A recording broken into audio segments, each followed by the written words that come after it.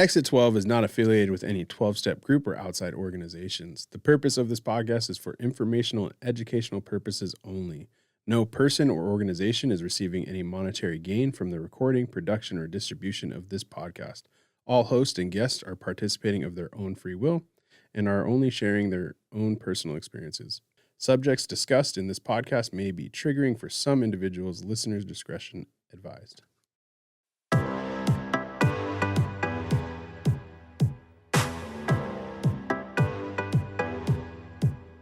Welcome to Exit 12. I'm your host, Bryan Fields, and I'm joined by my co-host, Isaac Smolden and Michelle Parker. What up? If you are a youth and in need of homeless or at-risk youth services, please come down to my house at 300 North Willow Street, Monday through Friday, or call us at 907-373-4357. Today, we have a very special guest, longtime My House favorite, Ashton. Yay! Hey, Ashton, thank you for being here. Glad to be here. Yeah. Awesome. All right, so today is the day. Today's the day? Today's the day. The sun is shining. The tank is sun clean. is shining. We are going to be reviewing step 1. Well, step 1 is admitting you have a problem. Yeah. Okay. Well, That's what I've heard. Spoiler alert. Yeah. That's the only thing. That's the only thing I know about AA. Okay. And it took you two having that conversation in front of me to realize that the phrase "step 1 is admitting you have a problem" comes from AA. I thought that's just something that people said. Yeah. No. Nope. It comes from AA. It comes from all sorts of different 12-step programs. So step 1 is we admitted we were powerless over alcohol or insert other substance like addiction or whatever it may be, and that our lives had become unmanageable. Unmanageable. I'm unmanageable still, but it's fine. Same. We're human. So to start off, let's just get some personal experiences. Can you guys share your experience with step 1 and what it was like for you when you first acknowledged your powerlessness? For me, my personal experience with powerlessness was, I felt like I wasn't able to really step up to the plate when it came to the responsibilities and the accountability that was required of me in the relationships that I had, the people that I really cared about, the people that I wanted to be there for. I chose alcohol and drugs over them. And it took a long time for me to kind of realize that I didn't really have what it took within myself to be able to push through that. I was heavily relying on other people, and I couldn't really grasp anything for myself or show up the way that I wanted to show up.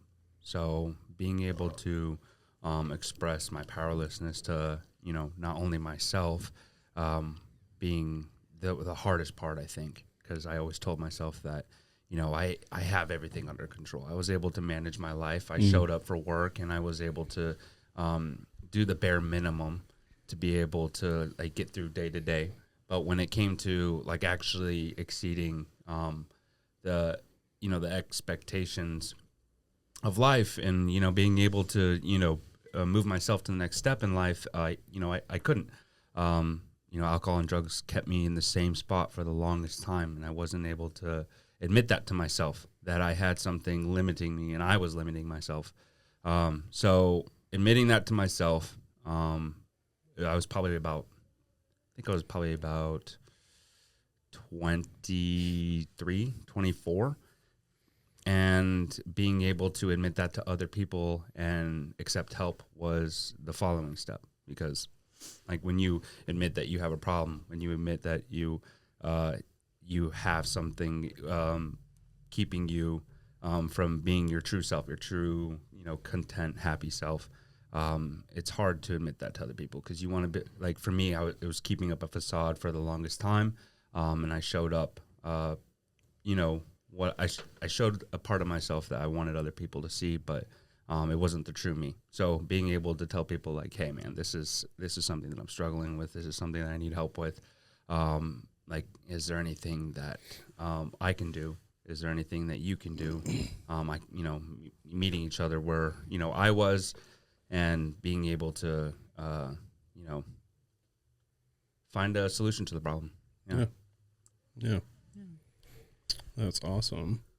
Michelle.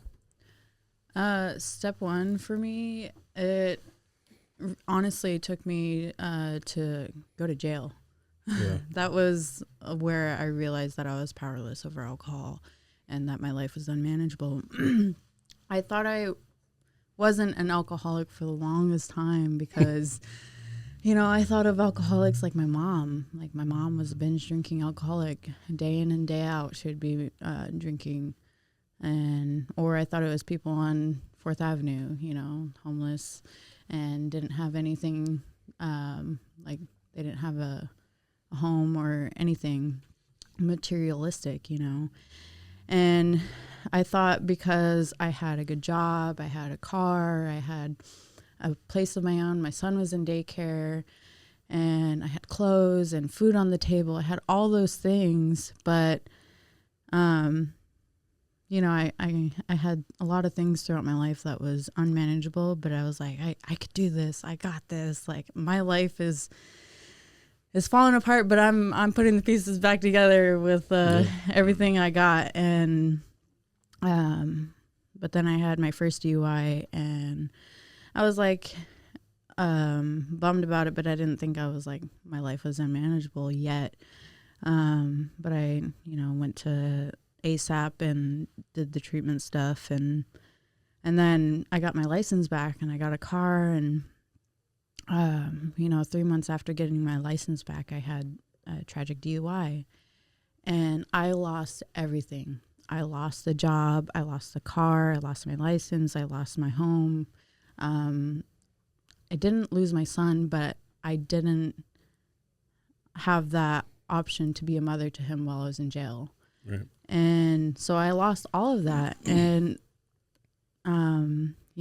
having that tragic accident made me realize, like, I have a freaking problem. Like, somebody's life was lost due to it. And it was because my life was unmanageable. Right. And that's the place where I truly surrendered. And, like, I started building that relationship with my higher power because I never had that in the beginning. I didn't know what recovery was, and I didn't know that we can admit that we're powerless, And so and I think it's like an ego thing too. Like I think for sure. A lot of us, like us being human, we're like Yeah. I don't got a problem. Yeah, I think it's a little more than ego too. Like if you look at just like let's look at science, right? So right. Bill Nye. But if you look at like the things that happen to just people's brains, right? When they start abusing any sort of substances, you initially rewire your brain, right? And so it could be it's very interesting for people that have never had that problem to look at it, because it's like, dude, like your life sucks. Like just stop doing that. Yeah. Right.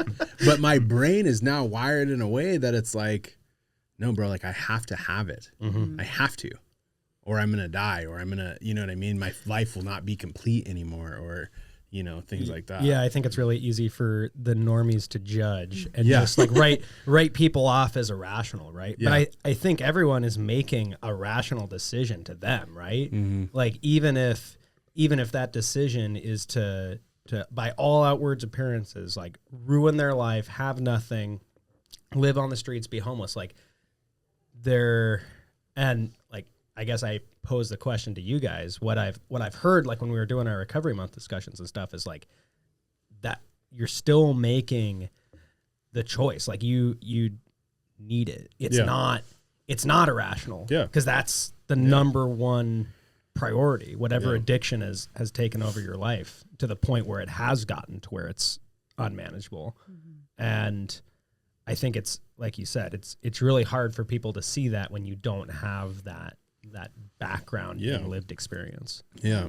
And I think for the part that always gets me on step one is we admitted to ourselves, right? And so, like, I grew up getting in a lot of trouble, and so I have had probably like 10 plus assessments, and so I've been labeled from like 13 on, right? And so it was never really like hard for me, for people like at the beginning, it was like, oh, F you, dude, like I'm not this person, you know what I mean? And then I'm like, and then eventually I became numb to it, and I'm like, sure, like that's what you see, that's what you think of me. Cool, man. But like in my head, I'm like, no, dude, like that's not how it is, right? I remember like going and like challenging assessors and being like, I remember I went through 5 different assessments trying to get a different answer because I wanted to get my license, and I would go there, but like the person they kept setting me up with was somebody that assessed me when I was a kid. And so like I would go in there and I'd be like, yeah, no, I have a kid now and I'm working, and like I drink sometimes, but I'm not like drinking all the time anymore, and and she's like, okay, Bryan, sure. Okay, I believe you. This is, hey Bryan, if you don't know, I get collateral information, and this is your 8th minor consuming. Oh yeah. It's not unmanageable, though, right? Like that's, I could still manage that. I could stop whenever I want to. Yeah, for sure, dude. So it was always really hard for me, like that admitted to ourselves part. Like I just, it's one of those things, right? Like the book talks about, it's hard to see the forest through the trees, right? And I was like right up on that tree, and I could not see anything else. That's not a phrase that comes from the big book, is it? It's in the big book, yeah. But does it come from the I big don't think book? it comes from the big book. Like, I'm like, oh my gosh, there are all these phrases I've been saying, and it's all just AA. It's been AA the whole time. No, no. You list the importance of honesty there, and the question that I'll ask is, which, I guess it's all important, but to me, like listening to people, talking with people over the last 3 years, the inward honesty, the honesty with one's true self, I think seems to be the toughest hurdle for everyone to get over when they're talking about their experience. But it's also the final piece, or the most impactful piece that gets them to step one. Is that the case for all of you, would you say? Man, so the importance of honesty, like from me, myself, and man, I've never really been honest with myself up until recently, like the past couple of years. For the longest time, I always had an excuse, I always had a justification, I always had something to set aside the truth of the matter with whatever it is that my head could come up with, and I would go to whatever length it was to avoid the honesty with myself. I'd be sitting in a tent, and it'd be the middle of December. I'm freezing. I have nothing, and the only thing I have is like the drugs or the alcohol. And I'm saying to myself, like, but by this comes springtime, like I'll be able to get back on my feet. Like right now, we're in a rut now, but it's gonna be fine. Hurdle. It's just the hurdle. Yeah. This is just a difficult time in my life. Right. But there was no honesty with myself, because I couldn't tell myself, like, you're in a really bum situation. This is probably one of the lowest times in your life, and you've burned a lot of bridges, or you've lost a lot of trust with people, and you don't really have anything to amount for like what you've been doing for the past year. And that kind of feeling, it kind of fuels the dishonesty, because then you want to get deeper into that facade. You want to get deeper into that story. Yeah. So like surrounding myself with honest people that are like genuinely looking out for my best interest when they're asking the important questions about what it is that I want in life. Like, is this really what you want? Is this really what you want to do? Are there things that you want to thrive for? I feel like those are the things that kind of opened up the opportunity for me to be honest with myself, because that's not where I wanted to be. Being homeless wasn't what I wanted to do with my life. I did have dreams, and I had aspirations, and I had goals, and I had things that I wanted to do with my life. And I needed other people to kind of shine that bit on me, like to open up that opportunity for myself. I couldn't do it on my own.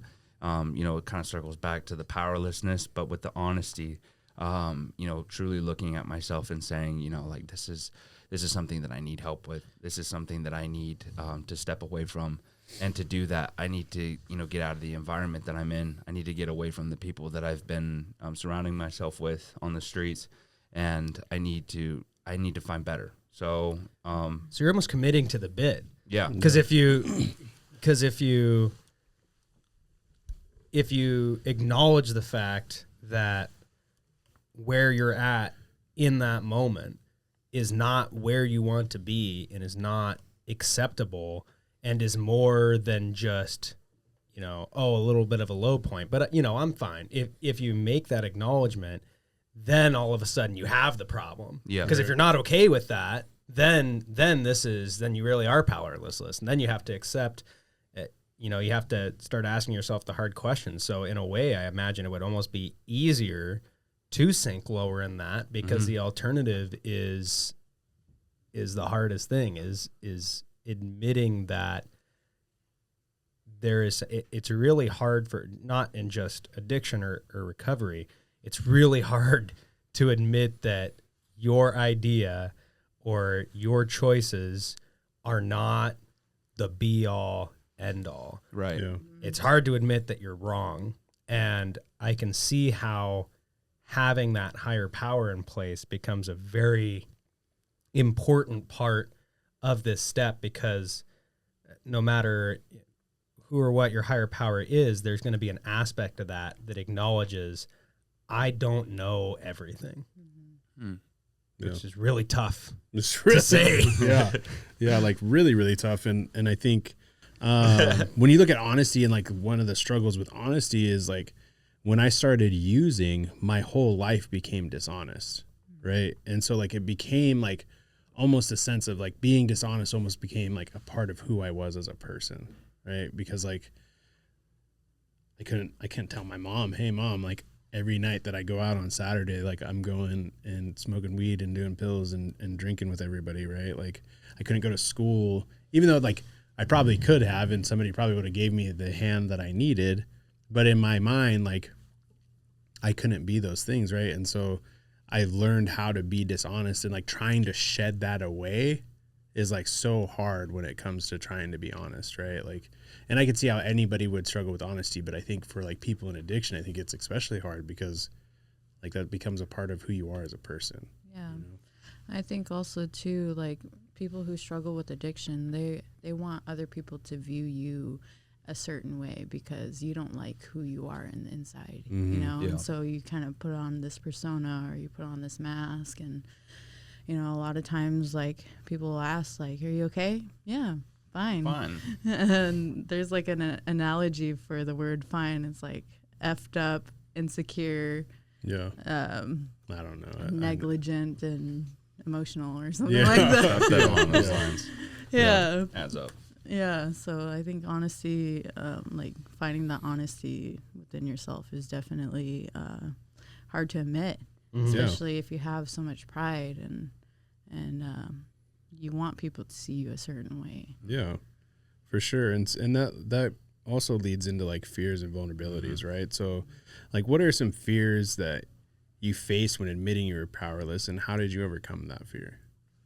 The fear that I wouldn't be as good at success as I was, like as good as I was at failure. No. Yeah. I'm good at, being a mess up, and I'm good at, doing the wrong thing.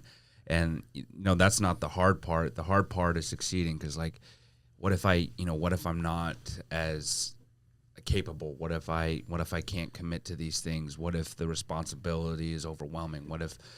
And it's all of these what ifs. The fear of, actually not being good enough. You don't want to prove yourself right, because this entire time is just, it's been a lie to yourself. Like, right. Yeah, I'm not good enough. I'm not capable enough. I'm not able to do. I'm not gonna be able to do. Yeah. And living in that, you don't want to prove yourself right by, getting close to success, and then all of a sudden, there's a roadblock, and all of a sudden you can't do it. It's not available to you. And I think that was like one of my biggest fears because, you know, for the longest time, I was living in my own, like I was living in my own head, telling myself that I wasn't capable, that I wasn't loved, that I wasn't allowed to have these things in my life. And if I tried to obtain those things, if I wanted to have them, and then they're like by some reason that I wasn't allowed to, or I wasn't able, or I wasn't capable, that was the biggest fear for me. Yeah. Man, that's so tough because I think we see that a lot with our clients, with the folks that we work with. It's so much easier to not make that initial effort and not try, and because then like you just said, Ashton, what if I try and I fail? And that sometimes failure can be a great teacher, but it takes a lot of resilience building and support systems to be able to process that, acknowledge that, and learn from that.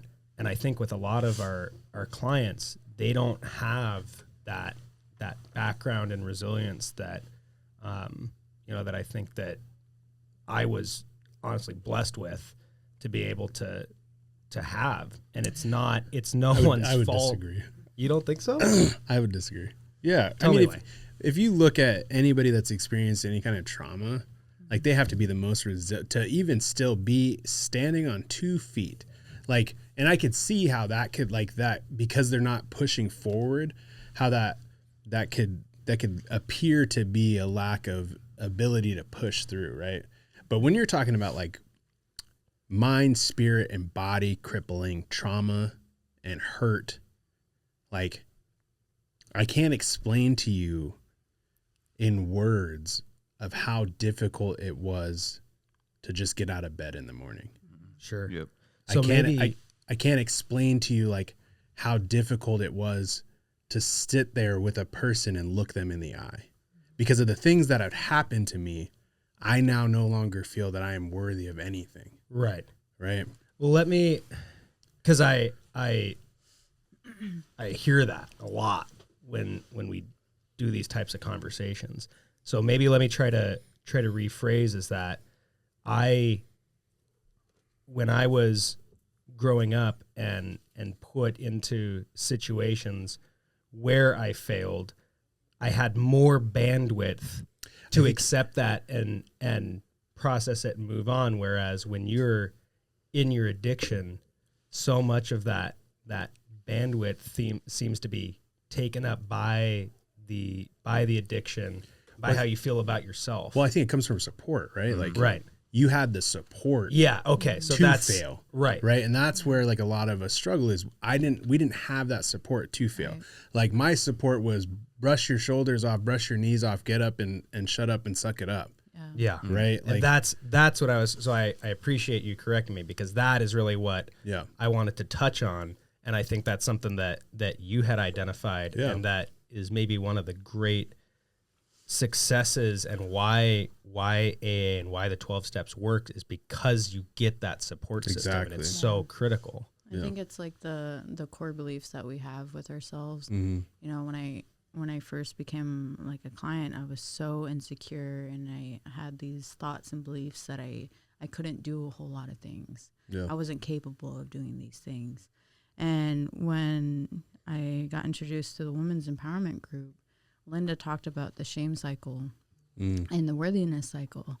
And with the shame cycle, it says, I can't do this. It's your thoughts, your thoughts turn into your behavior, your beliefs, beliefs, behavior, and beliefs action. turn into feelings, and then feelings turn into actions. Yeah, that's it.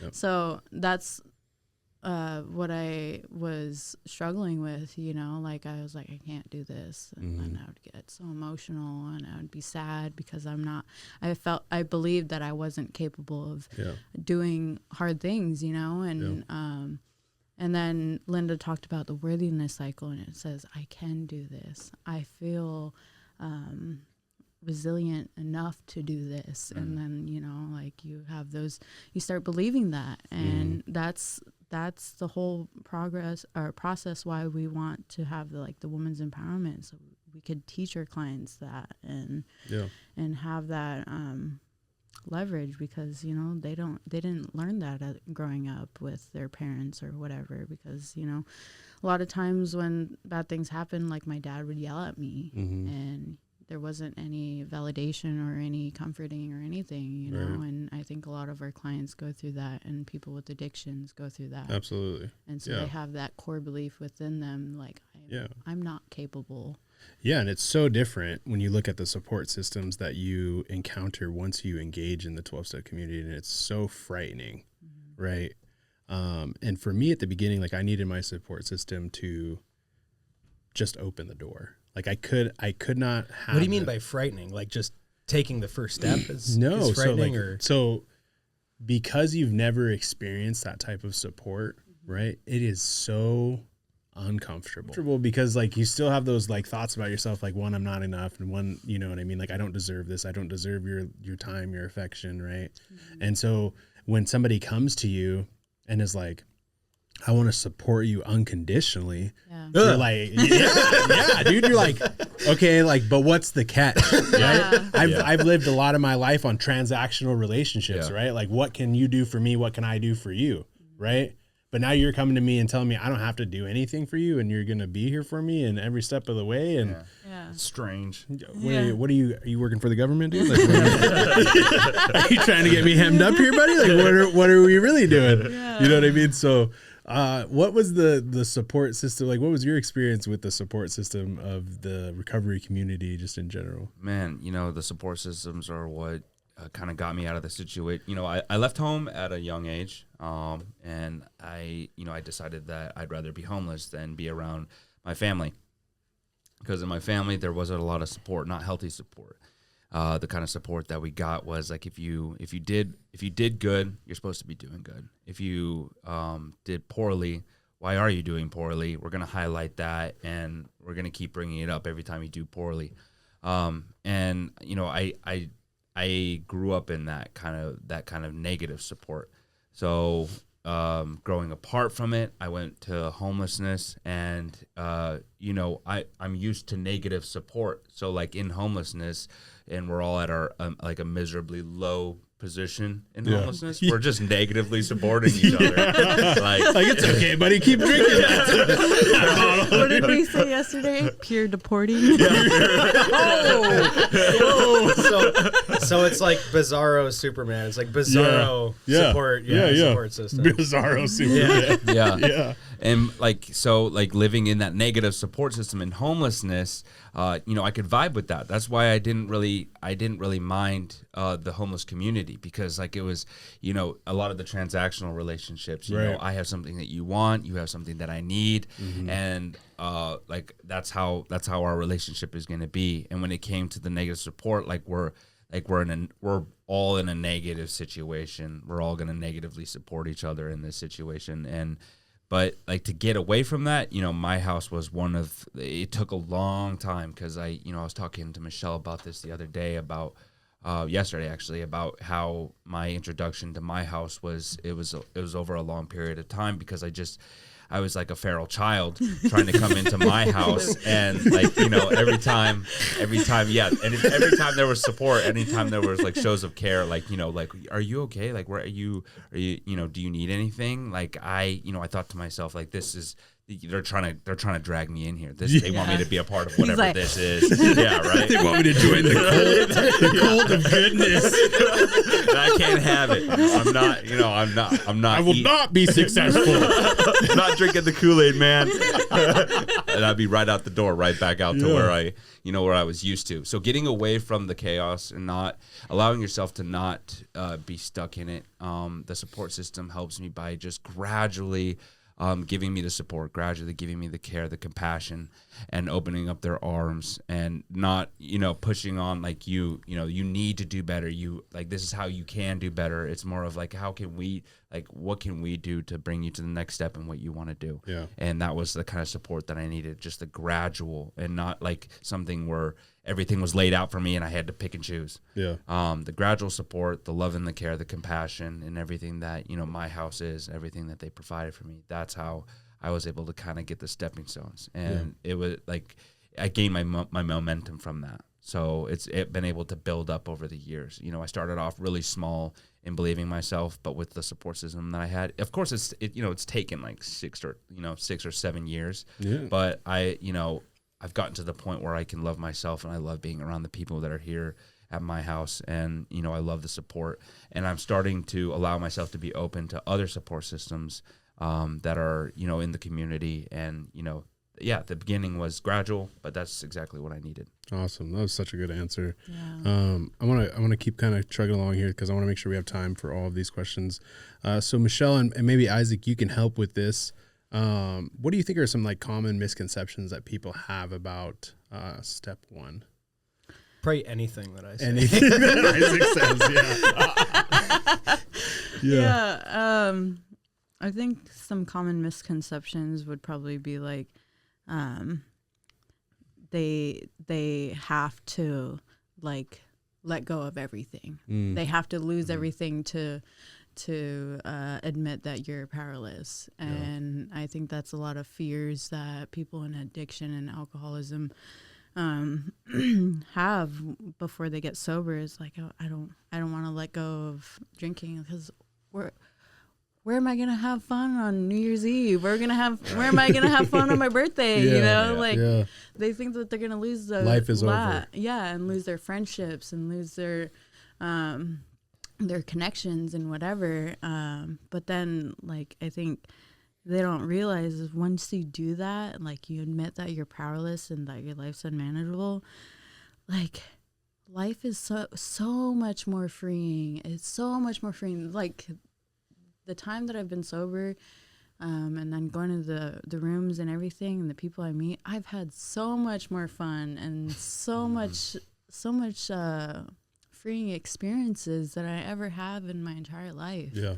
And I think that's one of the huge things. Like people are just afraid. Like for if sure. I get sober, I'm gonna lose everything. Yeah, and it's not true. Yeah. I think weakness in 2 ways. I think that a lot of individuals, you know, experiencing this with family members, talking with clients, a lot of individuals see step 1, see asking for help as weakness. Yeah. Oh, if I admit that I have this problem, if I admit that I need help, that makes me less, especially in men, I think, and a very specific generation too. There was a lot of that. You know, you got to pull yourself up by your bootstraps, and asking for help or relying on anyone else is weakness. Like you gotta be a man's man. You gotta do it all on your own. And so that's need any help. Yeah, right. And so I think there's that. And then from an outside perspective, I think that maybe people see, oh, you know, that guy admitted that they have a problem, or that person's struggling with addiction. Well, I would never struggle with that. Like I'm way more, kind of going back to what you were saying about resilience, right? Like it's not necessarily that, oh, I don't need to admit that I have a problem, or I don't have a problem. This person is homeless heroin addict. Like they're so you know, that's fine. But way worse people out there. There's way worse people out there than me. Yeah. When really, like maybe you just had the support system in place, and that like it had nothing to do with how much tolerance you can take, or how you're able to manage your life, and they're not able to. There's so many other factors that go into it. And I don't think that people outside of the recovery community that I don't think people really realize that. I think people take it for granted. Yeah, for sure. A lot. Yeah. The normies out there. Yeah. Of which I am one. I think it's really easy to take for granted what you have, when really you could be in the exact same position, or maybe, and I think this is probably even more the case, maybe your problem that you deal with just isn't as public facing as that lower person over there. Yeah. Maybe your problem is that you're a bit of an asshole. And like, you know, you deal with pride, or you deal Could be a with shopping addiction. Gambling. Gambling, shopping, you know, neglecting your family, or working too much, or whatever it may be. Like, we all have our own struggles, and just because nobody's perfect. Yeah, absolutely. And I think another misconception is that like, you have to do like this like crazy like trial or something to do step one, right? Like I gotta go through all of this stuff, and each program is different, right? Like the NA is like a questionnaire and stuff like that, and like, but like when I went through the AA steps, like I met with a guy and we read out of the book, and we just like kind of highlighted where I was powerless and where my life was unmanageable. And wasn't like a courtroom. No, with a I wasn't like testifying. You know what I mean? Like, it's not, and I think a lot of people, like when they look at the steps, are like, oh my gosh, I have to do all of this work, and it is work, and it is hard, right? But like, you know, what they used to tell me is like everything that you want is on the other side of hard, right? And so like, although it is hard, it is not as complex as we want to make it out to be, right? Like it really is just getting, and that's why the principle for step one is honesty. Right, it's because it starts there. Just like start with being honest. So, what advice would you guys give for someone struggling with step one or hesitant to admit? I guess we kind of like touched on it a little bit. Yeah, just do it. Yeah. And so to wrap up, looking back at your growth, how do you feel about the initial step now versus then, and what insights have you gained since then? I think it opened up a lot of room for growth. Yeah, a lot of room for growth for me. Like the first step, because like once I've admitted to myself and to others and to my higher power that there's something that I'm struggling with that is with like not within my control, I'm able to kind of like snowball that. Like there's a lot of other things that are out of my control that make my life unmanageable. Like, you know, and then I start, you know, I start shining the light on that part of my life, you know, because I feel like the thought of having manageability over like an addiction or just any struggle that you're going on in life, like once you've admitted that it is a problem, that it is keeping you in place, that it is limiting you, you can start like shedding light on the things that it's been hiding, the things that it's been, you know, keeping like suppressed, and things that you haven't wanted to admit in the past. And it